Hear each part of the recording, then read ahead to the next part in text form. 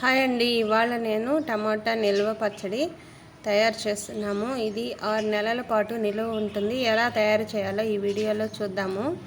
ముందుగా ఒక 1/2 KG tomatoes తీసుకున్న, ఒక 50 గ్రామ్స్ చింతపండు తీసుకొని స్టవ్ మీద కళాయి పెట్టుకొని ఆయిల్ వేసుకొని ఈ ఆయిల్లో ఈ టమాటాస్ని సన్న ముక్కలుగా కట్ చేసుకొని ఇవి బాగా మగ్గించుకోవాలి. ఇందులోనే చింతపండు కూడా వేసుకున్నాము. ఈ చింతపండు టమాటాలు బాగా మగ్గిపోవాలి. అప్పుడే పచ్చివాసన లేకుండా టమాటా చట్నీ చెడిపోకుండా ఉంటుంది. మనకి ఇవి ఎండబెట్టాల్సిన పని లేదు. టమాటాలని మామూలుగా డైరెక్ట్గా చేసేసుకోవడమే.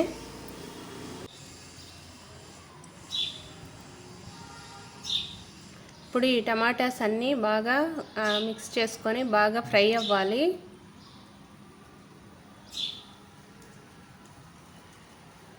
మూత పెట్టుకొని సిమ్లో ఒక 10 to 15 మినిట్స్ ఉంచుకుంటే ఇవి బాగా ఫ్రై అయిపోతాయి. మనము ఇందులో ఒక ఉప్పు, కల్లుప్పు వేసుకుంటే చట్నీలకి చాలా మంచిది. పసుపు, కారం వేసుకొని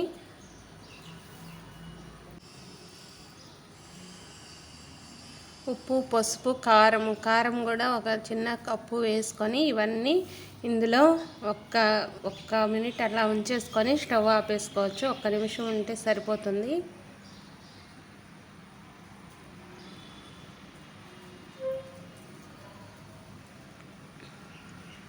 ఈ టమాటా పచ్చడి ఎప్పుడన్నా మనకి ఏదన్నా ఇంట్లో సడన్గా ఏమి చట్నీస్ లేనప్పుడు అప్పటికప్పుడు తయారు చేసుకోవచ్చు.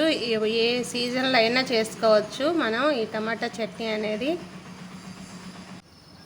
ఇప్పుడు ఇవన్నీ బాగా ఫ్రై అయిపోయాయి. స్టవ్ ఆపేసుకొనేసి ఇప్పుడు మనం అవసరమైన మెంతులు, ఆవాలు ఇవి కూడా బాగా ఫ్రై చేసుకొనేసి మిక్సీ వేసుకొని ఆ పొడి కూడా ఇందులో వేసుకోవాలి. ఇప్పుడు ఇవి బాగా చల్లారాక మాత్రమే మనం మిక్సీలో వేసుకోవాలి. వేడి మీద వేసుకోకూడదు చట్నీ అనేది. మనం ముందుగా ప్రిపేర్ చేసుకున్న ఆవాలు, మెంతులు, వెల్లిపాయలు కూడా ఒక 50 గ్రామ్స్ వరకు తీసుకున్నాను. వెల్లిపాయలు కూడా అందులోనే వేసుకొని మెదిగించుకోవాలి. ఒక 100 గ్రామ్స్ ఆయిల్ తీసుకున్న. ఇందులో మనం మినపగుళ్ళు, పచ్చెనగపప్పు ఇవి వేసుకొని బాగా ఫ్రై అవ్వాలి. కొంచెం ఆవాలు, జీలకర్ర ఇవన్నీ వేసుకున్నాక ఇవి బాగా ఫ్రై అవ్వాలి.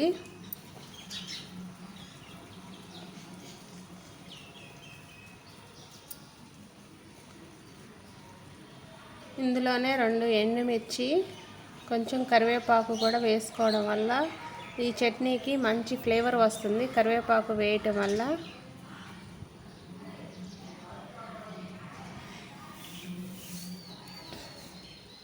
ఇందులో కొంచెం ఇంగువ కూడా వేసాను. ఈ పోపు అనేది బాగా ఫ్రై అయిపోయింది. ఇప్పుడు మనం ముందుగా ప్రిపేర్ చేసి ఉంచుకున్న చట్నీని కూడా ఇందులో వేసి మిక్స్ చేసుకోవాలి.